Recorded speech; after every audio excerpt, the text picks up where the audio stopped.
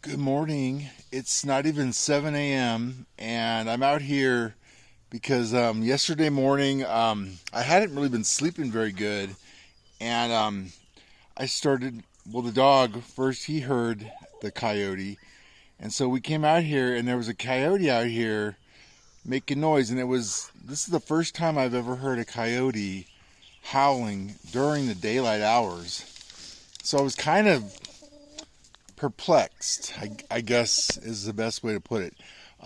So we looked over here, just behind me, um, and I was a little nervous to approach it because I just don't.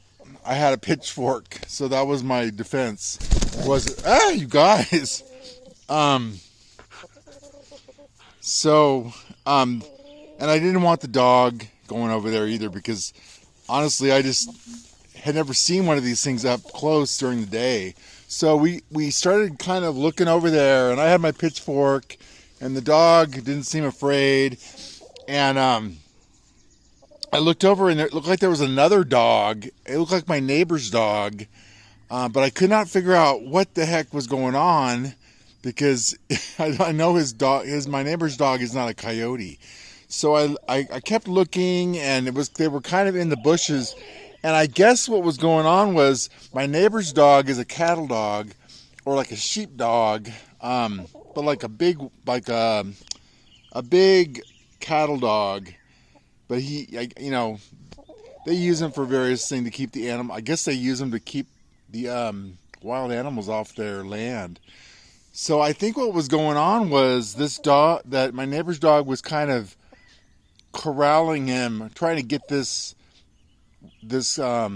coyote out of here to go away. And the coyote didn't want to go away, and he kept howling, and it was like around this time in the morning, and but it was just so funny. I didn't get it on film, but the because I didn't really want to be filming while something might have happened, and I really didn't know. But this coyote was so small, and I realized I think I've seen these coyotes before. They almost look like foxes. They're so small. They almost, imagine a coyote when you think of a coyote, and then imagine them just being about half the size and skinny. It looks like a fox, doesn't it? So this coyote looked like a fox, and it made me ask myself a couple questions like, what's the right thing to do? Because I know these ranchers don't want them on their land, and I mean we've got bear. I've seen bears. We've got skunk problem, which is it's probably from people not living normal. It's from a lot of things. It's not necessarily their fault, but we do have garbage pickup here, so I mean, if somebody wants to put their garbage in my garbage can, go for it.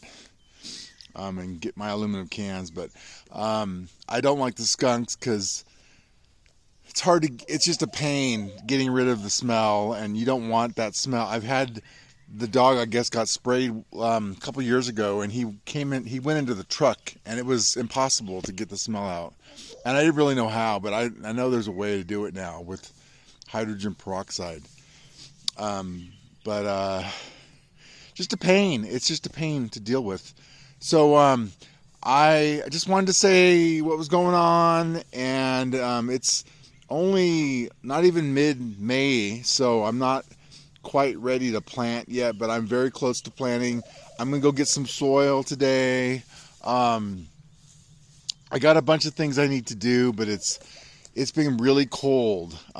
It went from this heat wave about a week and a half ago to getting down to the 30s, like the high 30s, but it's been very cold at night.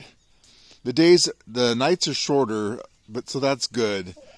I mean, overall it's good, but it's just been really hard because it's like I just want the weather to make up its mind, because like I can't mow when the grass is wet, and I could probably go cut wood, but I've just been kind of taking it easy because I just don't like the cold.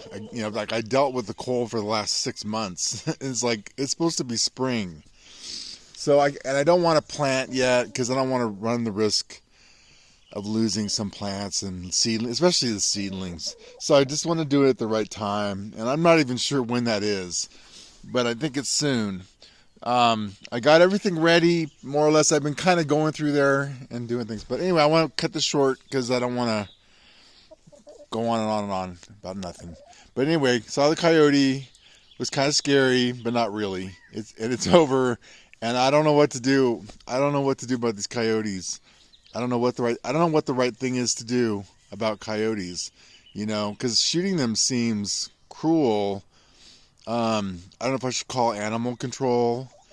I don't know why nobody else why nobody else calls animal control. Like I feel like I'm always the one who's doing these things.